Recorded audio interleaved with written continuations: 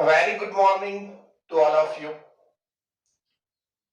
આજે chapter number 13 ન્યુક્લિયસનું quick revision જોઈશું.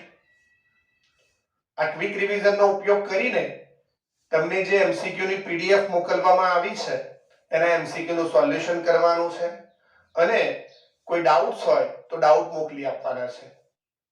Chapter number 13 nucleus.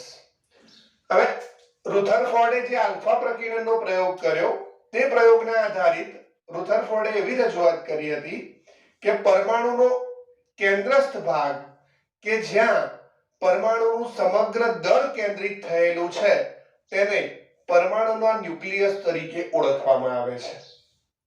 પરમાણુનો કેન્દ્રસ્થ ભાગ કે જ્યાં પરમાણુનું સમગ્ર દળ કેન્દ્રિત થયેલું છે તેને પરમાણુ કેન્દ્ર એટલે કે ન્યુક્લિયસ તરીકે ઓળખવામાં આવે છે.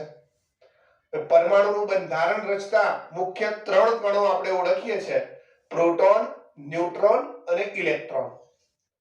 એમાંથી પ્રોટોન અને ન્યુટ્રોન જે છે તે પરમાણુ કેન્દ્રની અંદર હોય છે અને ઇલેક્ટ્રોન એ બાહ્યતમ કક્ષાઓમાં વર્તુળાકાર માર્ગે પરિભ્રમણ કરતા હોય છે. પરમાણુ કેન્દ્રની અંદર રહેલા જે પ્રોટોન અને ન્યુટ્રોન છે તેમને ન્યુક્લિયોનના સહિયારા નામથી પણ ઓળખવામાં આવે છે. ન્યુક્લિયોનના સહિયારા નામથી પણ ઓળખાવે છે. કોઈ પણ તત્વ જે છે તે તત્વને આપણે ચોક્કસ રાસાયણિક સંજ્ઞાથી ઓળખાવીએ છીએ, ચોક્કસ રાસાયણિક સંજ્ઞાથી નિરૂપણ કરીએ છીએ. તત્વ X Z A, X Z A, જ્યાં A, અહીંયા જે A છે આ A ને આપણે પરમાણુ ક્રમાંક કહીએ છીએ. એ જે છે તેને કહીએ છીએ પરમાણુ દળાંક. એને કહીએ છીએ પરમાણુ દળાંક અથવા પરમાણુ ભારાંક, અથવા એનું બીજું નામ છે ન્યુક્લિયોન નંબર. ન્યુક્લિયોન નંબર, તેને ન્યુક્લિયોન નંબર તરીકે પણ ઓળખવામાં આવે છે. એટલે કે તે પરમાણુ કેન્દ્રની અંદર રહેલા પ્રોટોન અને ન્યુટ્રોનની કુલ સંખ્યાનો સરવાળો આપે છે. પ્રોટોન અને ન્યુટ્રોનની સંખ્યાનો કુલ સરવાળો છે. ત્યારબાદ x ની વાત કરીએ તો આ x શું છે? x જે છે એ તત્વની રાસાયણિક સંજ્ઞા છે. તત્વની રાસાયણિક સંજ્ઞા. જેમ કે ક્લોરીનને Cl વડે દર્શાવીએ છીએ, હાઇડ્રોજનને H વડે દર્શાવીએ, હિલિયમ He. તો એ છે તત્વની રાસાયણિક સંજ્ઞા. ત્યારબાદ Z ની વાત કરીએ તો Z જે છે, Z છે પરમાણુ દળાંક, પરમાણુ ક્રમાંક છે. Z ની વાત કરીએ તો આ Z જે છે એ Z પરમાણુ ક્રમાંક દર્શાવે છે. તત્વનો પરમાણુ ક્રમાંક Z છે પરમાણુ ક્રમાંક. હવે પરમાણુ ક્રમાંક મેન્ડેલિફનું જે આવર્ત કોષ્ટક બનેલું છે એ આવર્ત કોષ્ટકમાં તત્વોની જે ગોઠવણી છે તે પરમાણુ ક્રમાંકને આધારિત છે. તો Z નંબર જાણવાથી આપણે આવર્ત કોષ્ટકમાં તત્વનું સ્થાન જાણી શકીએ છીએ. ત્યારબાદ કોઈ પણ તત્વ છે એ વીજભારની દ્રષ્ટિએ તટસ્થ હોય છે. પ્રોટોન, ન્યુટ્રોન અને ઇલેક્ટ્રોનની વાત કરીએ તો ઇલેક્ટ્રોન છે ઋણ વીજભારિત કણ છે, ન્યુટ્રોન તટસ્થ છે અને પ્રોટોન ધન વીજભાર ધરાવે છે. તો કોઈ પણ તત્વ જે છે એને એના ન્યુક્લિયસની અંદર Z સંખ્યાના પ્રોટોન આવેલા હોય છે. તો આ પરમાણુ ક્રમાંક જે છે Z છે એને પ્રોટોન નંબર તરીકે પણ ઓળખવામાં આવે છે. પ્રોટોન નંબર જે પ્રોટોનની સંખ્યા આપે છે. તત્વ છે વીજભારની દ્રષ્ટિએ તટસ્થ હોય એનો મતલબ તત્વમાં Z સંખ્યાના પ્રોટોન આવેલા હોય તો તેની બાહ્યતમ કક્ષામાં Z સંખ્યાના ઇલેક્ટ્રોન આવેલા હોય છે. બરાબર? Z સંખ્યાના પ્રોટોન અને Z સંખ્યાના ઇલેક્ટ્રોન. એનો મતલબ Z ના આધારિત આપણને પ્રોટોનની સંખ્યાની માહિતી મળે, સાથે સાથે ઇલેક્ટ્રોનની સંખ્યાની પણ માહિતી મળે. પરમાણુ દળાંક, પરમાણુ ક્રમાંક. હવે આ બંનેનો ઉપયોગ કરીને આપણે ન્યુટ્રોન નંબર વ્યાખ્યાયિત કરીએ છીએ. ન્યુટ્રોન નંબર,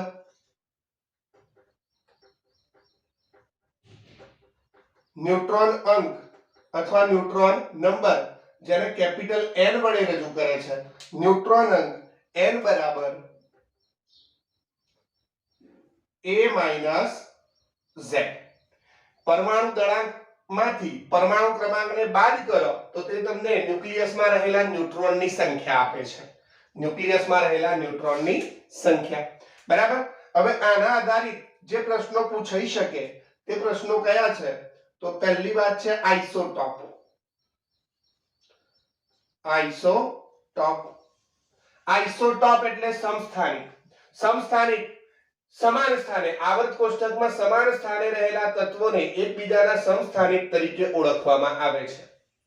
હવે સમસ્થાનિક હોવા માટે મેન્ડેલિફનું આવર્ત કોષ્ટક છે પરમાણુ ક્રમાંકને આધારિત રચાયેલું છે.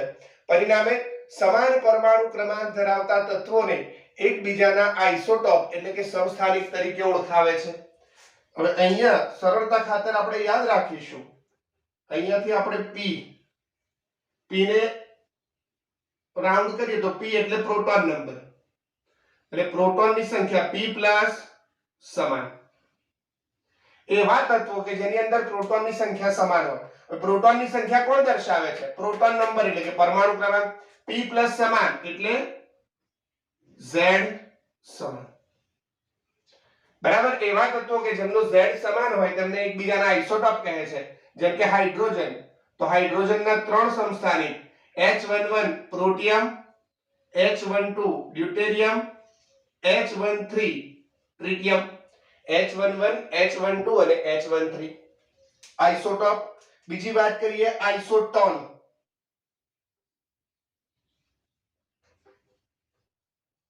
આઇસોટોન સમન્યુટ્રિક.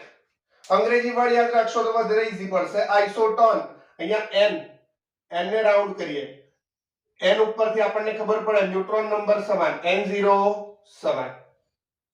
n0 સમાન એટલે ન્યુટ્રોન અંક n કેપિટલ N સમાન. એવા તત્વો કે જેની અંદર ન્યુટ્રોનની સંખ્યા સમાન હોય તેમને સમન્યુટ્રિક તરીકે ઓળખવામાં આવે છે. વાત કરીએ, ઉદાહરણ આપવા હોય તો કાર્બન 6 બાર,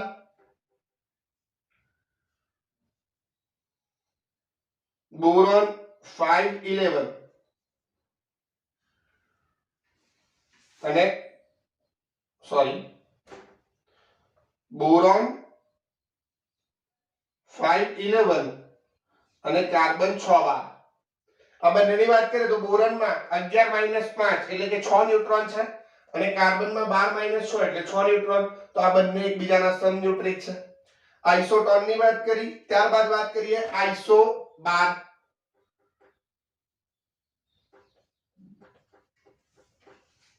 આઇસોબાર સમભારિક. આઇસોબાર એટલે સમભારિક. અહીંયા a ને કવર અપ કરીએ, a એટલે પરમાણુ દળાંક a સમાન. એવા તત્વો કે જેમનો a સમાન હોય, a સમાન હોય, પરમાણુ દળાંક સમાન હોય તેવા તત્વોને એકબીજાના સમભારિક કહે છે. જેમ કે વાત કરીએ He23, H13 અને He23. H13 અને He23 એકબીજાના સમભારિક છે. આ વાત થાય આઇસોટોપ, આઇસોટોન, આઇસોબાર. પછી છે આઇસોમર.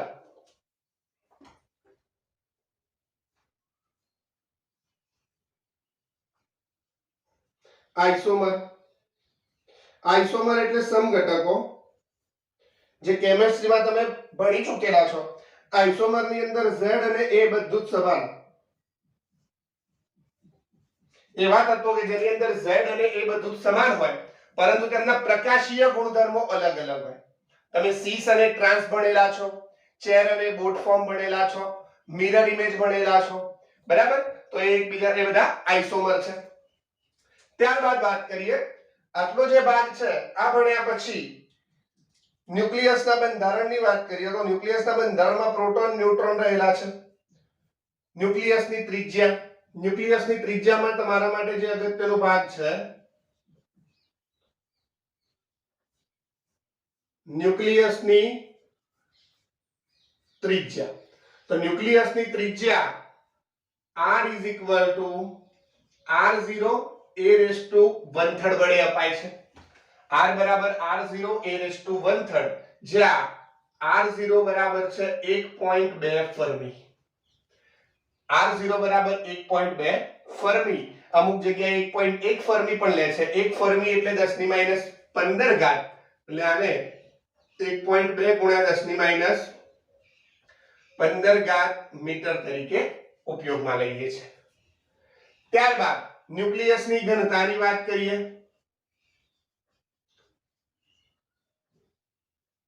તો ન્યુક્લિયસની ઘનતા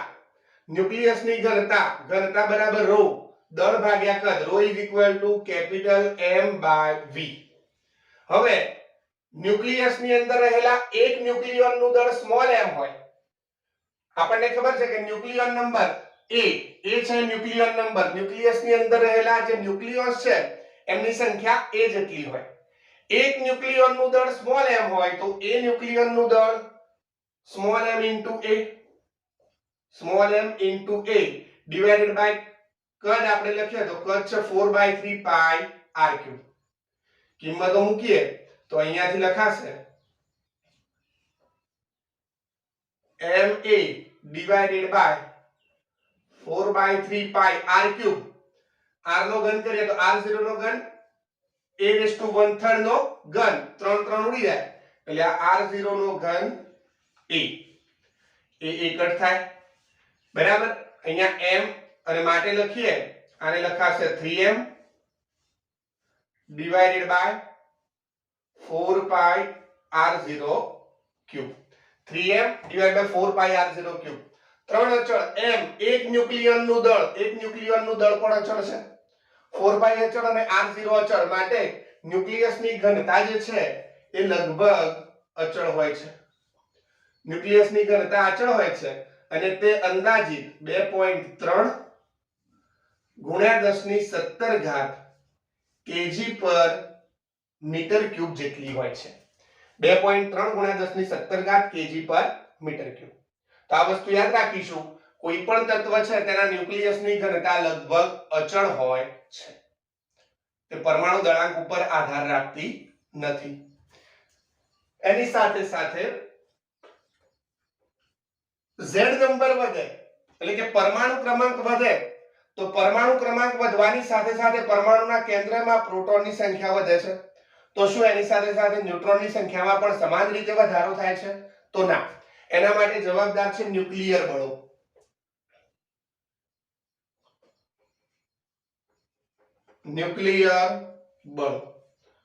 ન્યુક્લિયર બળની વાત કરીએ તો ન્યુક્લિયર બળ છે એ લઘુ અંતરીય બળ છે. લઘુ અંતરીય બળ પ્રોટોન વચ્ચે, પ્રોટોન ન્યુટ્રોન વચ્ચે અને ન્યુટ્રોન વચ્ચે સમાન બળ લાગે છે. પ્રોટોન વચ્ચે, પ્રોટોન ન્યુટ્રોન વચ્ચે અને ન્યુટ્રોન વચ્ચે સમાન બળ લાગે છે. તો આપણે વાત કરી Z નંબર વધે, પરમાણુ ક્રમાંક વધે તો પરમાણુના કેન્દ્રમાં રહેલા પ્રોટોનની સંખ્યામાં વધારો થાય. હવે બે પ્રોટોન ધનવીજભારિત કણો એકબીજાને કુલંબીય અપાકર્ષણ બળથી અપાકર્ષે. તો પ્રોટોનની સંખ્યા વધવાથી પરમાણુ કેન્દ્રમાં અપાકર્ષણ બળમાં વધારો થાય. પરંતુ છતાંય મારે પ્રોટોનને પરમાણુ કેન્દ્રમાં જકડીને રાખવા છે. તો અપાકર્ષણ બળનો વિરોધ કરી શકે તેવું કંઈક મોટા મૂલ્યનું બળ ત્યાં ઉત્પન્ન થવું જોઈએ. આ મોટા મૂલ્યનું બળ એટલે ન્યુક્લિયર બળ. તો પરમાણુ ક્રમાંક વધવાની સાથે સાથે પ્રોટોનની સંખ્યા વધે છે, પરંતુ કુલંબીય અપાકર્ષણ બળને સંતોષવા અથવા સમતોલવા માટે ન્યુક્લિયર બળમાં વધારો થવો જરૂરી છે. અને આ વધારો કરવા માટે પ્રોટોનની સંખ્યા સાથે ન્યુટ્રોનની સંખ્યામાં થતો વધારો ખૂબ જ વધારે હોય છે. જેટલી સંખ્યામાં પ્રોટોન વધે તેટલી સંખ્યામાં ન્યુટ્રોન વધતા નથી, પરંતુ ન્યુટ્રોનની સંખ્યામાં વધારો થાય છે. તો અહીંયા જો Z વધતા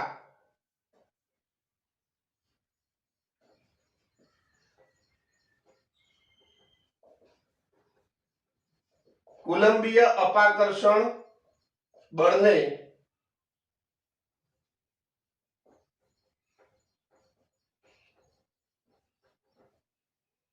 પરમાણુ કેન્દ્રમાં પ્રોટોનની સાથે સાથે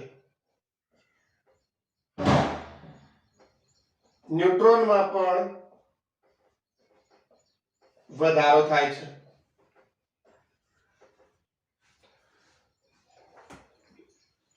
પ્રોટોન કરતા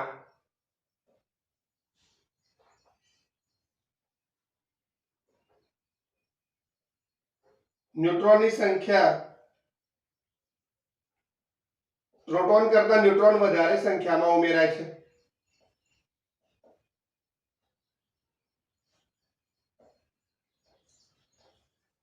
આથી ભારે તત્વો માટે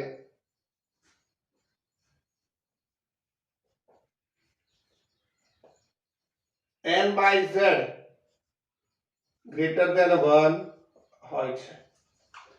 n by z, n એટલે ન્યુટ્રોન નંબર ભાગ્યા પ્રોટોન નંબર. ન્યુટ્રોન નંબર વધે છે, પરમાણુ ક્રમાંક વધવાની સાથે સાથે ન્યુટ્રોનની સંખ્યા વધતી જાય છે અને પરિણામે n by z રેશિયો લઈએ તો એનું મૂલ્ય greater than 1 છે. આ વસ્તુ યાદ રાખીશું. ભારે તત્વોની અંદર અથવા ભારે ન્યુક્લિયસની અંદર સ્થિરતા માટેની શરત છે n by z greater than 1 અથવા n greater than z. પ્રોટોનની સંખ્યા વધવાની સાથે સાથે ન્યુટ્રોનની સંખ્યામાં થતો વધારો ખૂબ જ વધારે હોય છે, માટે આ રેશિયો જે છે એ 1 કરતા વધુ મળે છે. બરાબર? આ થઈ વાત ન્યુક્લિયર બળો વિશેની. ત્યારબાદ આપણે વાત કરીએ તો બંધન ઊર્જા. ન્યુક્લિયસની બંધન ઊર્જા.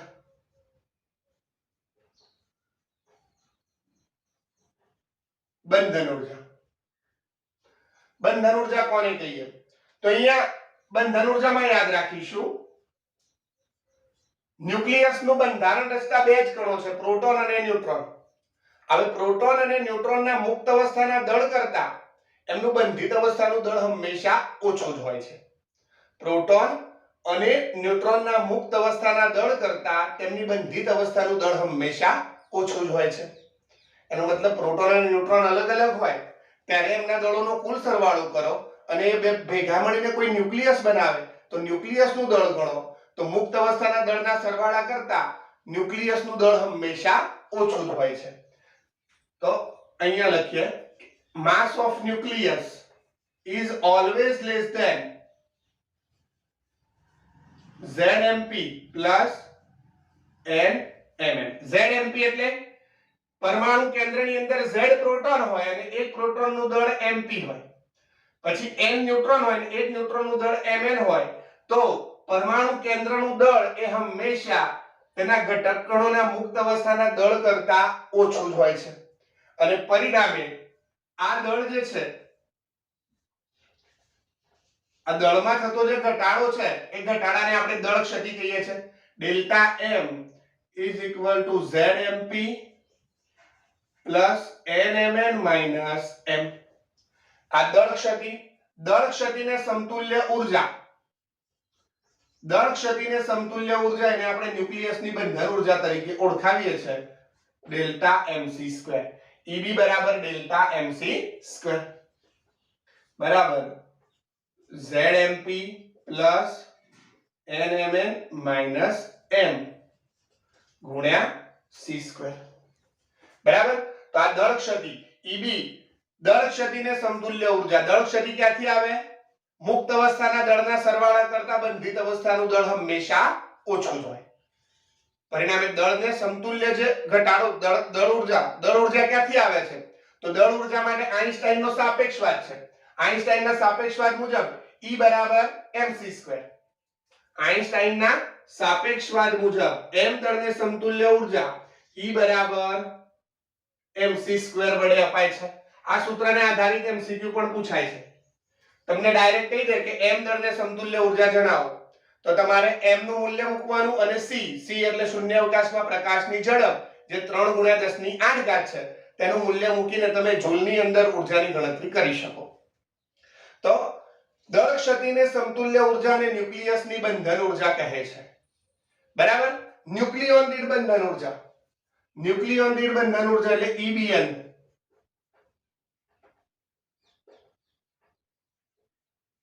ન્યુક્લિયોન દીઠ બંધન ઉર્જા ન્યુક્લિયોન દીઠ બંધન ઉર્જાને EBN વડે દર્શાવીએ છીએ તો EBN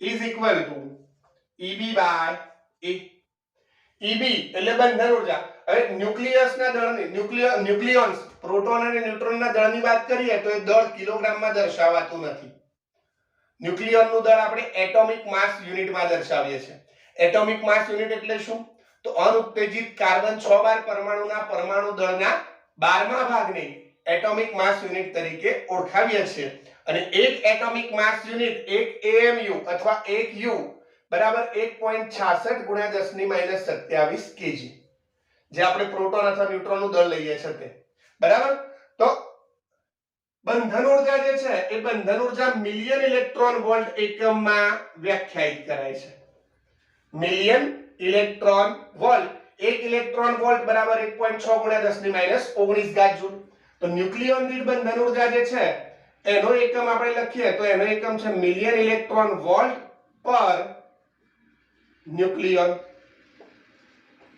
મિલિયન ઇલેક્ટ્રોન વોલ્ટ પર ન્યુક્લિયોન તો આ છે ન્યુક્લિયોન દીઠ બંધન ઉર્જા હવે ન્યુક્લિયોન દીઠ બંધન ઉર્જા માટે એક વસ્તુ યાદ રાખીશું ન્યુક્લિયોન દીઠ બંધન ઉર્જા એટલે ન્યુક્લિયસમાંથી એક ન્યુક્લિયોનને મુક્ત કરવા માટે જરૂરી લઘુત્તમ ઉર્જા અને ન્યુક્લિયોન દીઠ બંધન ઉર્જા જે છે એ ન્યુક્લિયસની સ્થિરતાનું માપ આપે છે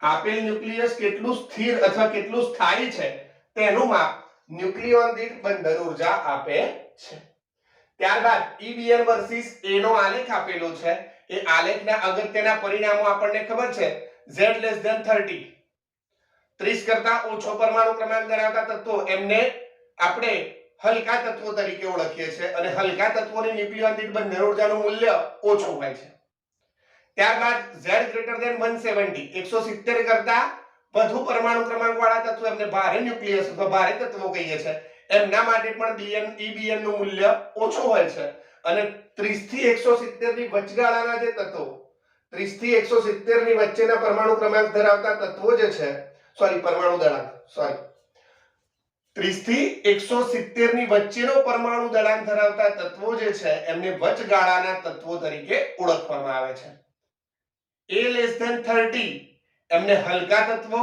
A 170 ભારે તત્વો અને 30 થી 170 ની વચ્ચે જેના માટે A નું મૂલ્ય હોય એવા તત્વોને આપણે વચગાળાના ન્યુક્લિયસ કહીએ છીએ વચગાળાના ન્યુક્લિયસ માટે EBN નું મૂલ્ય ઊંચું હોય છે અને લગભગ અચળ હોય છે તો આ અચળતા માટે જવાબદાર કોણ છે બળોની સંતૃપ્તતા બળોની સંતૃપ્તતામાં શું કહીશું આપણે એક પ્રોટોન તેની નજીકના ન્યુક્લિયોન સાથે જ ન્યુક્લિયર બળ લગાડી શકે દૂરના પ્રોટોન અથવા દૂરના ન્યુક્લિયોન સાથે ન્યુક્લિયર બળ લગાડતો નથી એટલે કે ન્યુક્લિયર બળ છે એ વાસ્તવમાં નજીકના કણોની અસર છે અથવા નજીકના ન્યુક્લિયોન સાથેની આંતરક્રિયા છે દૂરના ન્યુક્લિયોન સાથે કોઈ પણ પ્રકારની આંતરક્રિયા કરતો નથી બરાબર માની લો કે એક પ્રોટોનની નજીકમાં 10 જ ન્યુક્લિયોન છે અને 12 પછી 50 ન્યુક્લિયોન છે તો 12 50 ન્યુક્લિયોન છે એનાથી એને કોઈ લેવા દેવા નથી પરંતુ એની નજીકમાં જે ન્યુક્લિયોન છે એ માત્ર 10 જ છે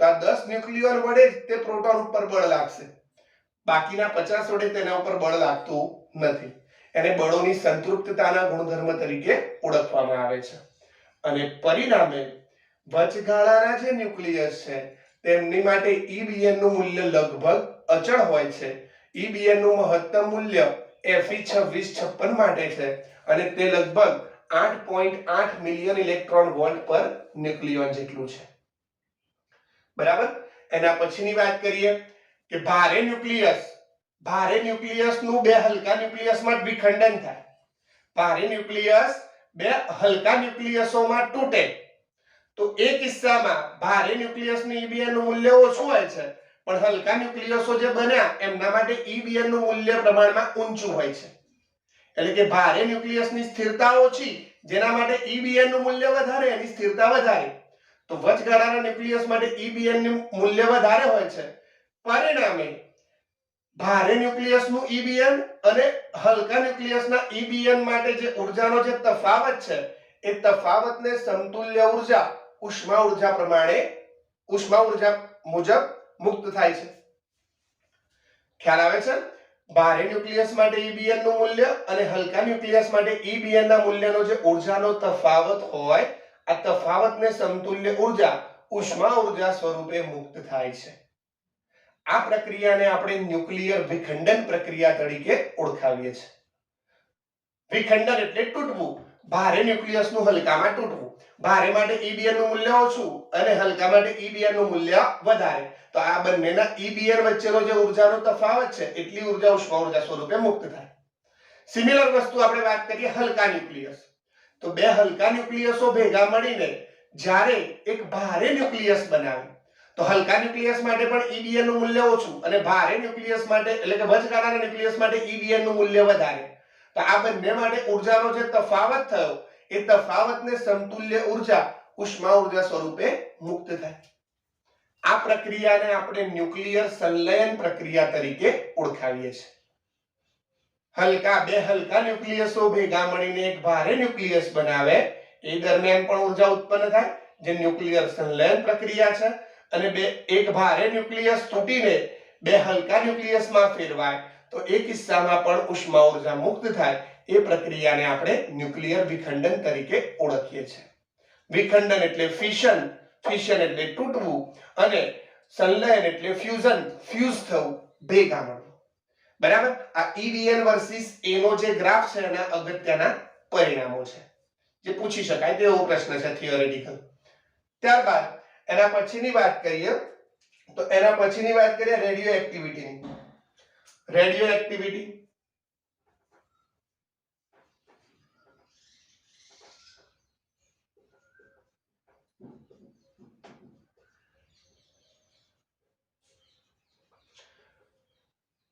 એક્ટિવિટી તો ભારે ન્યુક્લિયસો અથવા ભારે તત્વો જે છે તે સ્થાયિત્વ પ્રાપ્ત કરવા માટે પોતાનામાંથી આપમેળે આલ્ફા, બીટા અથવા ગામા વિકિરણોનું ઉત્સર્જન કરે છે.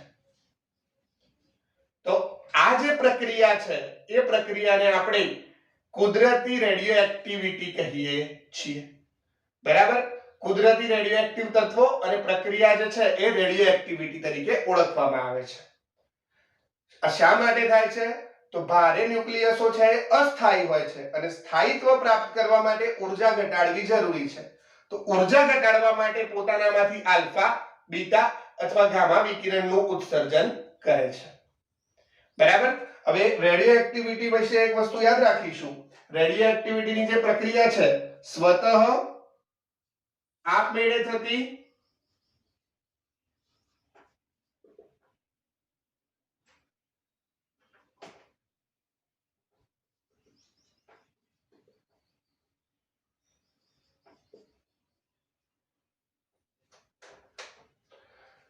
રેડિયો એક્ટિવિટીની પ્રક્રિયા સ્વતઃ એટલે આપમેળે થતી અને ત્વરિત એટલે ખૂબ જ ઝડપી પ્રક્રિયા છે. રેડિયો એક્ટિવિટીની પ્રક્રિયા સ્વતઃ અને ત્વરિત છે. આ ઉપરાંત બાહ્ય પરિબળો પર આધારિત નથી.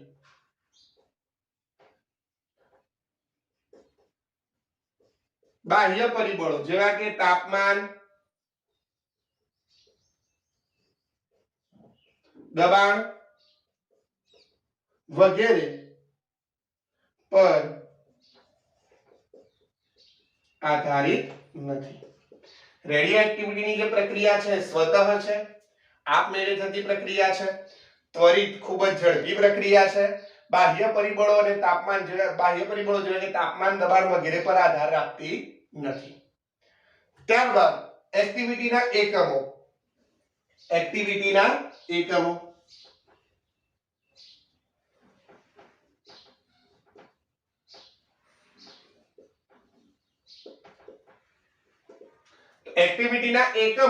એક્ટિવિટીના એકમોમાં SI એકમની વાત કરીએ તો પહેલો છે બેકવેરલ. બેકવેરલ એ એક્ટિવિટીનો SI એકમ છે અને BQ વડે દર્શાવે છે. જો 1 સેકન્ડમાં એક વિભંજન થતું હોય તો તત્વની એક્ટિવિટી એક બેકવેરલ છે તેમ કહેવાય. 1 સેકન્ડમાં એક વિભંજન થતું હોય તો તત્વની એક્ટિવિટી જે છે એ એક બેકવેરલ છે તેમ કહેવાય. એક બેકવેરલ બરાબર એક વિભંજન પર સેકન્ડ. આ SI એકમ છે. એના પછી મેડમ ક્યુરીની યાદમાં એક્ટિવિટીનો બીજો એકમ છે ક્યુરી. બરાબર. તો ક્યુરીને CI વડે દર્શાવે છે. એક ક્યુરી જો તત્વની અંદર 1 સેકન્ડમાં 3.7 ગુણ્યા 10 ની 10 ઘાત વિભંજન થતા હોય, આપેલ તત્વમાં 3.7 ગુણ્યા 10 ની 10 ઘાત વિભંજન થતા હોય 1 સેકન્ડમાં, તો તે તત્વની એક્ટિવિટી 1 ક્યુરી છે તેમ કહેવાય. વ્યવહારમાં મિલી ક્યુરી અને માઇક્રો ક્યુરી વપરાય છે, કારણ કે તત્વોની એક્ટિવિટી ખૂબ જ ઓછી હોવાથી મિલી ક્યુરી અને માઇક્રો ક્યુરી જેવા એકમો આપણે ઉપયોગમાં લઈએ છીએ. ત્યારબાદ વાત કરીએ રેડિયોએક્ટિવ વિભંજનનો ચરઘાતાંકીય નિયમ, પછી વિભંજનનો દર, અર્ધાયુ સમય, સરેરાશ જીવનકાળ. આ ખૂબ જ અગત્યની થિયરી છે. બરાબર. જે ભણી લઈએ આપણે રેડિયોએક્ટિવ વિભંજનનો ચરઘાતાંકીય નિયમ. એના પહેલા વિભંજનનો દર. વિભંજનનો દર જેને એક્ટિવિટી તરીકે પણ ઓળખવામાં આવે છે અને એને R વડે દર્શાવે છે. તો એકમ સમયમાં વિભંજન પામતા ન્યુક્લિયસોની સંખ્યા R = dN/dt. R = dN/dt. બરાબર. હવે એકમ સમયમાં વિભંજન પામતા ન્યુક્લિયસોની સંખ્યા એ તે સમયે અવિભંજિત ન્યુક્લિયસોની સંખ્યાના સમપ્રમાણમાં હોય છે. dN/dt ચલે છે n. dN/dt ચલે છે n.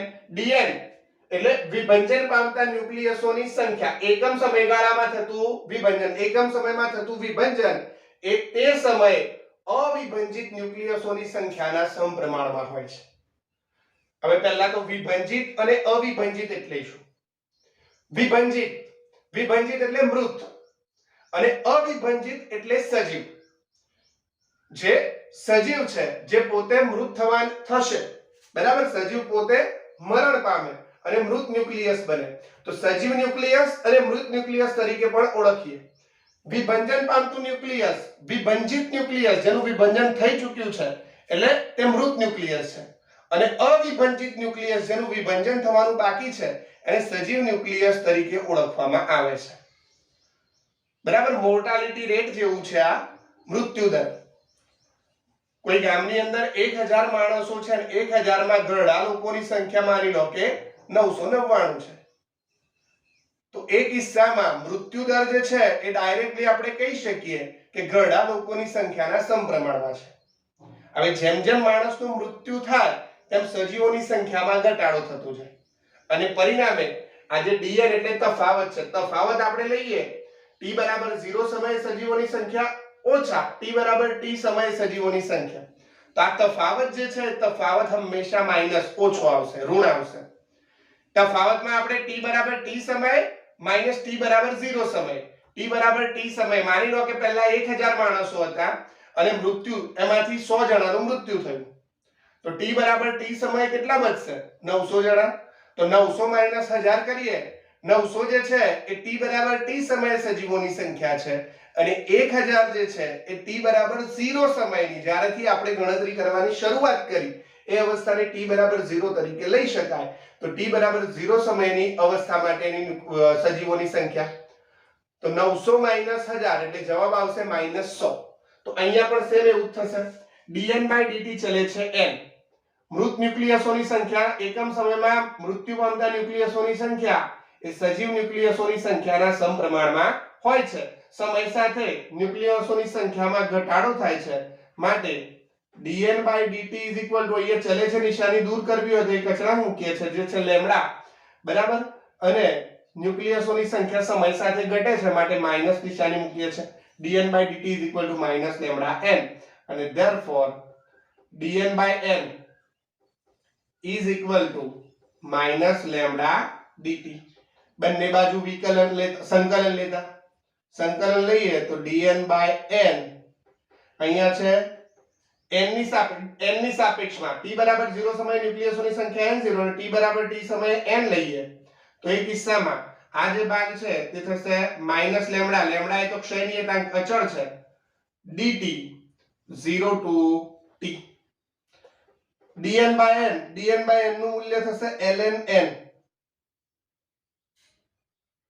is equal to minus lambda dt નું થશે t ln n is equal to minus lambda d n0 to n limit મૂકીએ તો limit upper limit minus lower limit ln n minus ln n0 is equal to minus lambda t.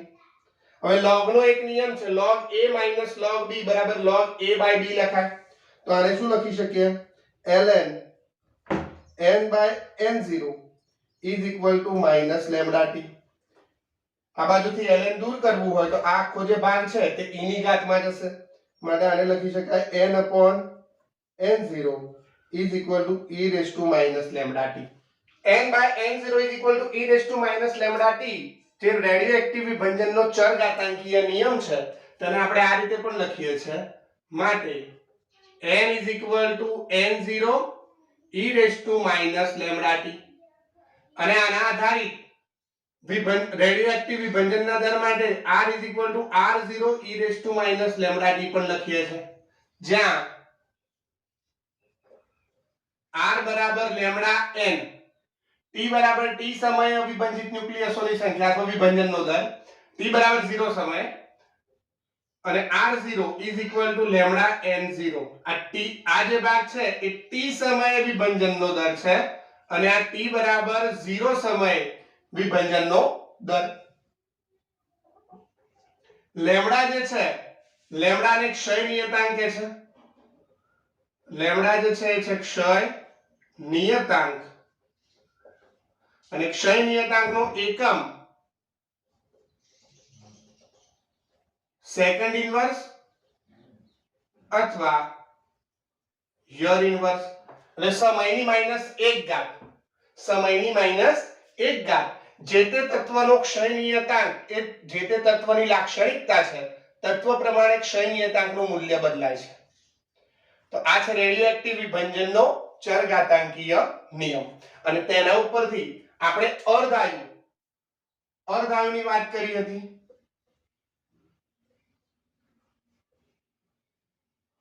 અર્ધાયુ એટલે t1/2 જે સમયગાળામાં અવિભાજિત ન્યુક્લિયસોની સંખ્યા તેની પ્રારંભિક સંખ્યાની અડધી બને તેને આપેલ તત્વનો અર્ધાયુ કહે છે t1/2 is equal to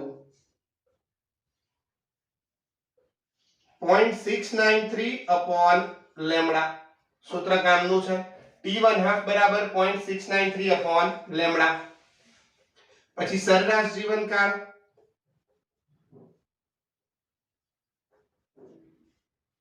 સરેરાશ જીવનકાળને ટાઉ વડે દર્શાવે છે તો સરેરાશ જીવનકાળ tau is equal to 1 by lambda ક્ષય નિયતાંક જે છે સરેરાશ જીવનકાળ કોને કહેવામાં આવે છે તો જે સમયગાળામાં અવિભાજિત ન્યુક્લિયસોની સંખ્યા તેની પ્રારંભિક સંખ્યાની e માં ભાગની બને હવે e શું છે તો e બરાબર આ e જે છે એ ઉલર્સ નંબર છે જે રીતે પાઈ છે તેમ e ઉલર્સ નંબર છે અને તેનું મૂલ્ય યાદ રાખવાનું છે આપણે 2.718 e બરાબર થાય છે 2.718 બરાબર તો ટાઉ બરાબર 1 બાય લેમ્ડા લેમ્ડાની કિંમત અહીંયાથી મૂકે લેમ્ડા બરાબર 0.693 upon t1/2 મૂકું તો t1/2 upon 0.693 1 ભાગ્યા 0.693 કરીએ એટલે આ જવાબ આવશે 1.44 t1/2 સરેરાશ જીવનકાળ is equal to 1.44 times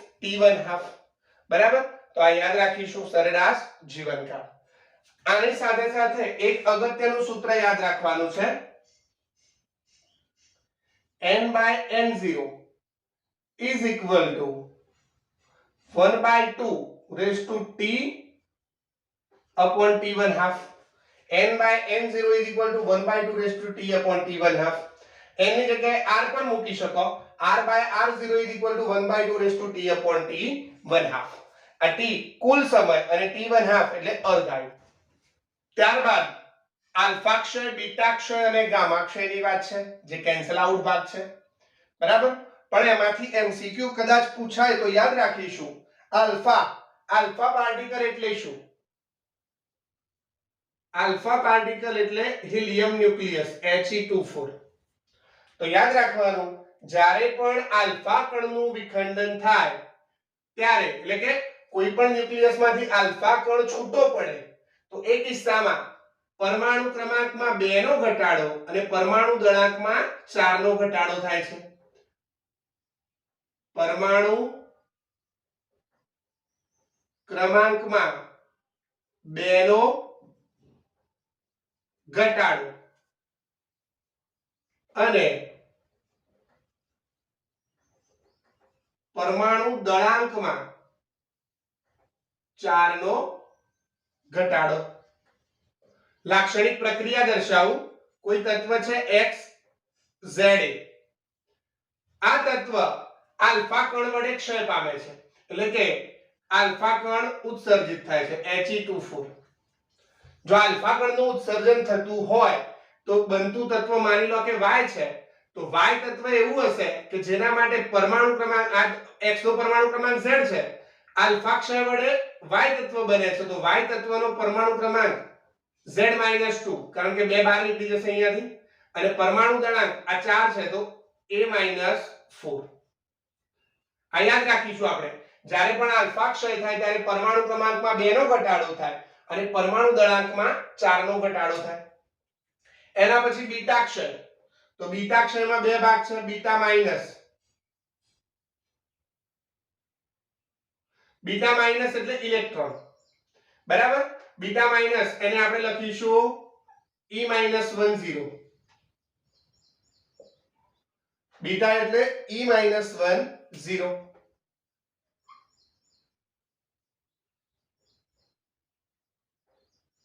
beta minus નો ક્ષય થાય. બીટા માઈનસ E-10 તો યાદ રાખીશું ઇલેક્ટ્રોન -1 પરમાણુ ક્રમાંકમાં -1 છે, જો +1 હોત તો 1 નો ઘટાડો થાત, -1 છે એટલે 1 નો વધારો.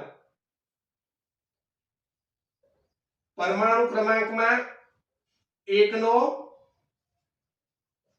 વધારો અને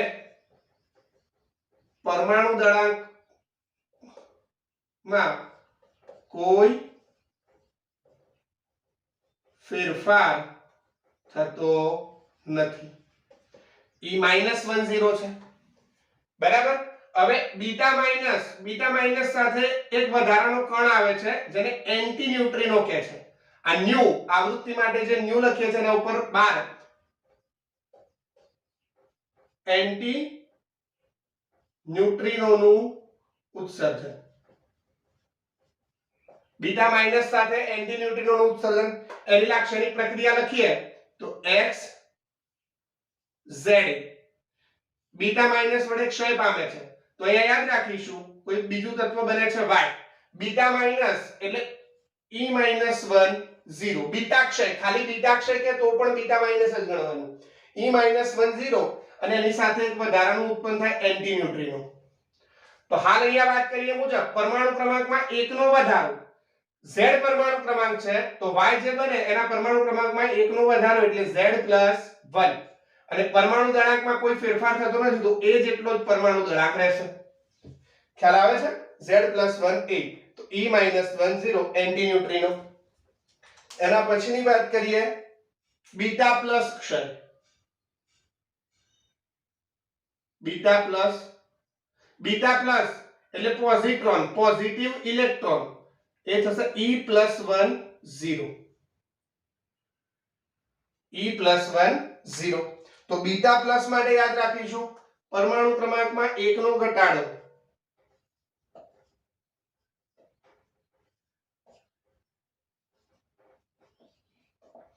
પરમાણુ દળાંકમાં કોઈ ફેરફાર થતો નથી અને પેલામાં જેમ એન્ટી ન્યુટ્રિનો ઉત્સર્જિત થાય છે એમ અહીંયા ન્યુટ્રિનોનું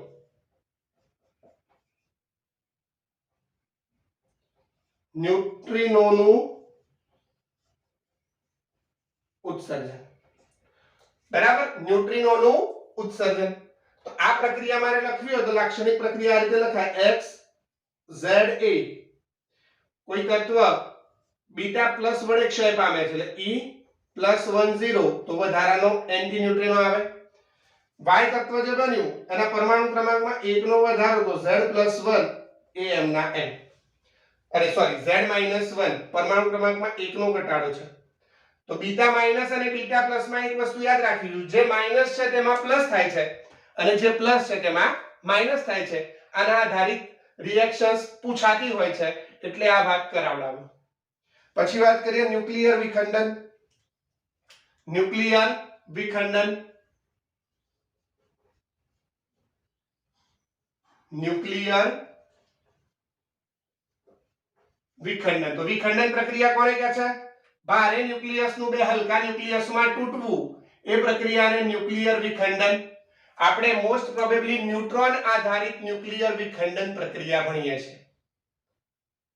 કૃત્રિમ ન્યુક્લિયર વિખંડન પ્રક્રિયા આપણે પ્રયોગશાળામાં કરીએ છીએ, જેમાં સ્થાયી ન્યુક્લિયસ છે, સ્થાયી ન્યુક્લિયસ ઉપર આલ્ફા કણ અથવા તો ન્યુટ્રોન જેવા વધુ ઉર્જા ધરાવતા કણોનો મારો ચલાવીએ, એમને પ્રતાડિત કરીએ.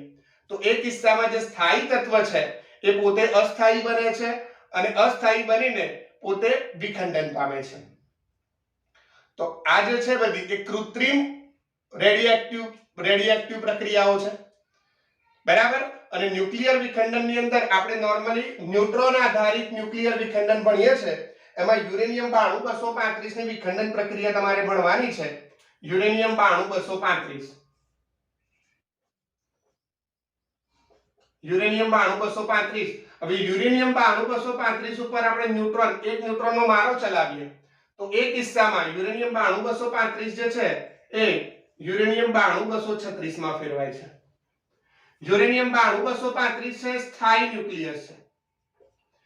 ન્યુટ્રોનનો મારો ચલાવી અને યુરેનિયમ 9236 બને, આ અસ્થાયી ન્યુક્લિયસ છે. તો આ અસ્થાયી ન્યુક્લિયસ જુદી જુદી 50 રીતે વિખંડન પામે છે. એમાંથી 3 લાક્ષણિક પ્રક્રિયાઓ તમારે ભણવાની છે જે તમારા કોર્સમાં છે. એ મુજબ પહેલા યાદ રાખીશું અહીંયા બેકરી, બીજામાં યાદ રાખીશું એના, ત્રીજામાં રાખીશું જેનો સ્ટ્રોન્શિયમ. બેકરી એના જેનો સ્ટ્રોન્શિયમ યાદ રાખીશું. બેકરી એના જેનો સ્ટ્રોન્શિયમ. બેકરી બે ફોર બેરિલિયમ અને ક્રી ફોર ક્રિપ્ટોન. તો પહેલી પ્રોડક્ટ છે બેરિલિયમ અને ક્રિપ્ટોન. બીજું છે એના, એ ફોર એન્ટીમની અને ના four નામિડિયમ Nb, Sb plus Nb. જેનો સ્ટ્રોન્શિયમ તો જેનો માટે ઝેનોન પ્લસ સ્ટ્રોન્શિયમ. બેકરી એના જેનો સ્ટ્રોન્શિયમ. હવે અહીંયા યાદ રાખીશું પહેલી પ્રક્રિયા જે છે, પહેલી પ્રક્રિયાને અંતે 3 ન્યુટ્રોનનું ઉત્સર્જન થાય છે. ત્યારબાદ બીજી પ્રક્રિયામાં 4 ન્યુટ્રોનનું ઉત્સર્જન છે. ત્રીજી પ્રક્રિયામાં 2 ન્યુટ્રોનનું ઉત્સર્જન છે અને વિપુલ પ્રમાણમાં ઊર્જા તો ઉત્પન્ન થાય છે. પરમાણુ ક્રમાંક અને પરમાણુ દળાંક તમારે યાદ રાખી લેવાના. બેકરી એના જેનો સ્ટ્રોન્શિયમ આ ન્યુક્લિયર વિખંડન પ્રક્રિયા છે, બરાબર. ત્યાર પછી વાત કરીએ તો ન્યુક્લિયર સંલયન પ્રક્રિયા. ન્યુક્લિયર વિખંડન પ્રક્રિયા જે છે, ન્યુક્લિયર વિખંડન પ્રક્રિયામાં યાદ રાખવાનું છે વિખંડન જો અનિયંત્રિત પરિસ્થિતિની અસર હેઠળ થાય, અનિયંત્રિત પરિસ્થિતિમાં થાય, નિયંત્રણ હેઠળ ન થાય તો એ કિસ્સામાં ઉત્પન્ન થતી ઊર્જા છે વિનાશ નોતરે છે. જે ન્યુક્લિયર બોમ્બનું ઉદાહરણ તમને ખબર હશે, બરાબર. અને જો નિયંત્રિત પરિસ્થિતિ હેઠળ કરવામાં આવે તો એ કિસ્સામાં ઉત્પન્ન થતી ઊર્જાનો આપણે ઉપયોગ કરી શકીએ, જે ન્યુક્લિયર રિએક્ટર છે. તો ન્યુક્લિયર રિએક્ટર તમારે ભણવાનું છે. હવે ન્યુક્લિયર રિએક્ટરમાં છેલ્લી થિયરી છે એના પહેલા ન્યુક્લિયર શૃંખલા પ્રક્રિયા. ન્યુક્લિયર શૃંખલા પ્રક્રિયા આ એક ટોપિક પૂછી શકાય તેવો છે. વિખંડન પ્રક્રિયામાં આપણે જોયું કે એક ન્યુટ્રોન વડે યુરેનિયમનું વિખંડન કરીએ તો મળતી નિપજોમાં 3 ન્યુટ્રોન 4 ન્યુટ્રોન 2 ન્યુટ્રોન એમ ઓન એન એવરેજ 2.5 ન્યુટ્રોન ઉત્પન્ન થાય છે એવું આપણે કહી શકીએ. 2.5 કે 3 લઈ લો. એક વિખંડન પ્રક્રિયા દરમિયાન ઓછામાં ઓછા 2.5 ન્યુટ્રોનનું ઉત્સર્જન થાય છે. તો એનરિકો ફર્મીએ એવી રજૂઆત કરી કે એક ન્યુટ્રોન વડે યુરેનિયમનું વિખંડન કરતા વધારાના 3 ન્યુટ્રોન પ્રાપ્ત થાય છે. તો આ વધારાના 3 ન્યુટ્રોનને જો આપણે ફરીથી યુરેનિયમ દ્રવ્ય આપીએ એટલે કે યુરેનિયમ દ્રવ્ય પ્રાપ્ય કરાવીએ તો એ કિસ્સામાં વધારે ને વધારે યુરેનિયમ પરમાણુઓનું વિખંડન નિપજાવી શકાય.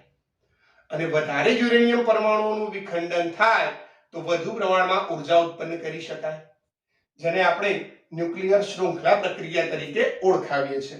તો અહીંયા લાક્ષણિક રીતે આ પ્રક્રિયાને આમ લખી શકાય: એક યુરેનિયમ ન્યુક્લિયસ, એના ઉપર ન્યુટ્રોનનો મારો ચલાવીએ. આ જે ન્યુટ્રોન છે આ ન્યુટ્રોનને ધીમા ન્યુટ્રોન તરીકે ઓળખવામાં આવે છે. ધીમો ન્યુટ્રોન. હવે આ યુરેનિયમનું વિખંડન થાય તો એક યુરેનિયમનું વિખંડન થતા 3 ન્યુટ્રોન ઉત્સર્જિત થાય છે. N01 N01 N01 અને ઊર્જા ઉત્પન્ન થઈ Q જેટલી ઊર્જા ઉત્પન્ન થઈ. બરાબર. હવે આ ન્યુટ્રોનને ફર્મીએ શું રજૂઆત કરી? ફરીથી આ ન્યુટ્રોનને યુરેનિયમ દ્રવ્ય આપી દો. બીજા 3 અલગ અલગ પરમાણુ ઉપર એને પ્રતાડિત કરો તો એ કિસ્સામાં આ ત્રણે ફરીથી વિખંડન પામે અને 3 ન્યુટ્રોન બીજા. એટલે પહેલા એક યુરેનિયમના વિખંડનથી 3 ન્યુટ્રોન, આ 3 ન્યુટ્રોનને ફરીથી યુરેનિયમ આપીએ તો 3 તારી 9 ન્યુટ્રોન, 9 એ 9 ને ફરીથી આપો તો 27 અને એમ પ્રક્રિયા આગળ ને આગળ વધારે જાય અને વિપુલ પ્રમાણમાં ઊર્જાનો જથ્થો ઉત્પન્ન કરી શકાય. આ પ્રક્રિયાને ન્યુક્લિયર શૃંખલા પ્રક્રિયા તરીકે ઓળખવામાં આવે છે. તો એનરિકો ફર્મીએ આ સૂચન તો કરી દીધું, પરંતુ આ પ્રક્રિયા એટલી સરળતાથી શક્ય નથી. શા માટે? તો યાદ રાખીએ કે યુરેનિયમનું વિખંડન કરવું હોય તો એના માટે ધીમો ન્યુટ્રોન જરૂરી છે. અહીંયા વિખંડન દરમિયાન ઉત્પન્ન થતા જે ન્યુટ્રોન છે આ બધા ન્યુટ્રોન ઝડપી ન્યુટ્રોન છે.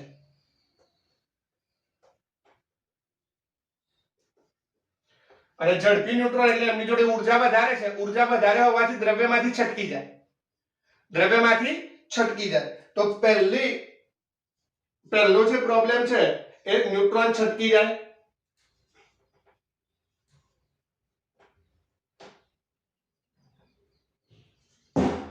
ન્યુટ્રોન દ્રવ્યમાંથી છટકી જાય છે. વધુ ઊર્જા ધરાવતા ન્યુટ્રોન છે દ્રવ્યમાંથી છટકી જાય અને છટકી જતા અટકાવવા માટે પરાવર્તક સપાટીઓનો ઉપયોગ થાય છે. પરાવર્તક સપાટીઓ. દ્રવ્ય જ્યાં ભરેલું હોય આ ન્યુટ્રોન છટકી ના જાય તેના માટે પરાવર્તક સપાટીઓનો ઉપયોગ કરવામાં આવે છે. આ ઉપરાંત અહીંયા આપણે વાત કરી ઉત્પન્ન થતા ન્યુટ્રોન છે ઝડપી ન્યુટ્રોન છે. વિખંડન કરવું હોય તો ધીમા ન્યુટ્રોનની જરૂર છે. તો આ ઝડપી ન્યુટ્રોનને ધીમા ન્યુટ્રોનમાં ફેરવવા પડે છે. ઝડપી ન્યુટ્રોનને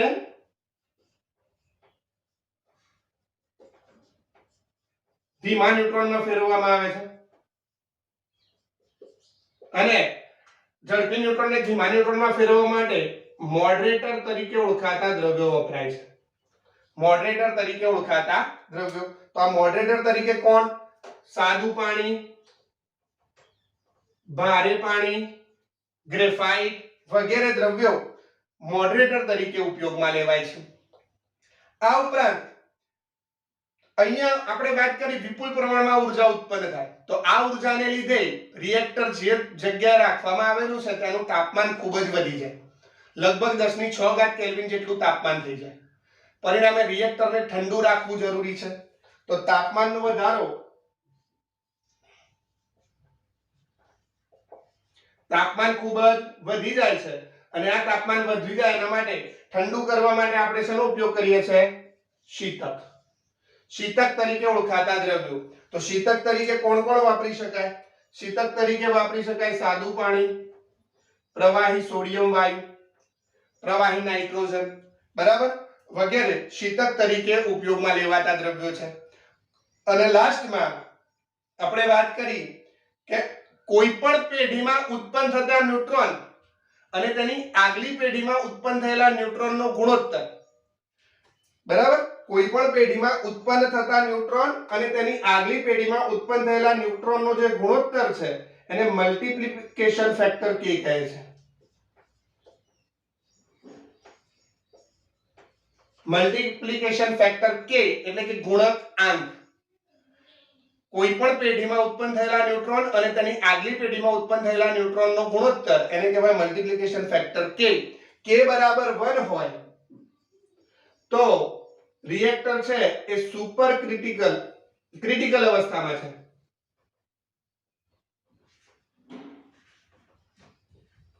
કે બરાબર 1 વાળી અવસ્થા એને ક્રિટિકલ અવસ્થા કહે છે. અને રિએક્ટર સારી રીતે કામ કરે અને નિયત દરે ઉર્જા ઉત્પન્ન કરતું રાખવું હોય તો તેને કે બરાબર 1 વાળી અવસ્થામાં ચલાવવું જરૂરી છે. જો ન્યુટ્રોનની સંખ્યા કોઈ પેઢીમાં ઉત્પન્ન થતા ન્યુટ્રોનની સંખ્યા વધી જાય, એની આગલી પેઢીમાં ઉત્પન્ન થતા ન્યુટ્રોનની સંખ્યા કરતા વધી જાય તો k greater than 1 થાય છે. અને k greater than 1 થાય તો એ અવસ્થાને સુપર ક્રિટિકલ અવસ્થા કહે છે.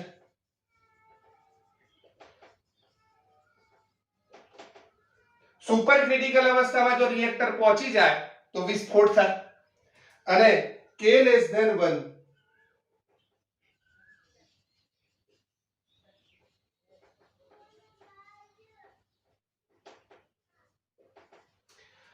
k less than 1 એટલે કોઈ પેઢીમાં ઉત્પન્ન થયેલા ન્યુટ્રોનની સંખ્યા આગલી પેઢીમાં ઉત્પન્ન થયેલા ન્યુટ્રોનની સંખ્યા કરતા ઓછી થાય તો એ કિસ્સામાં રિએક્ટર સબ ક્રિટિકલ અવસ્થામાં જાય છે. અને રિએક્ટર જો સબ ક્રિટિકલ અવસ્થામાં જાય તો ધીરે ધીરે રિએક્ટર બંધ થાય છે અને અચળ દરે ઉર્જા આપી શકતું નથી. તો આ ચેપ્ટર નંબર 13 નું ક્વિક રિવિઝન છે. ધ્યાનથી ચેપ્ટર ભણી લેવું અને જે એમસીક્યુઝ મોકલવામાં આવ્યા છે તેની પીડીએફ સોલ્વ કરીને મોકલવી.